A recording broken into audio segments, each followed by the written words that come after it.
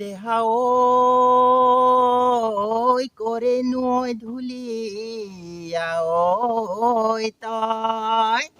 ঢোলৰ মাতে শুনি ৰ'ব মই নোৱাৰি ঐ নাচি নাচি আহিছো মই ঐ ভাল লাগিছেনে ভাল লাগিছে গাক গাক মৰম দিলি চেনেহ দিলি বাটত বাগানত লগ পাই মৰম দিলি চেনেহ দিলি পূজাতে লগ পাই মই 16 বছৰত ভৰি দিয়া নাই ঐ মৰম দিলি চেনেহ দিলি পূজাতে লগ পাই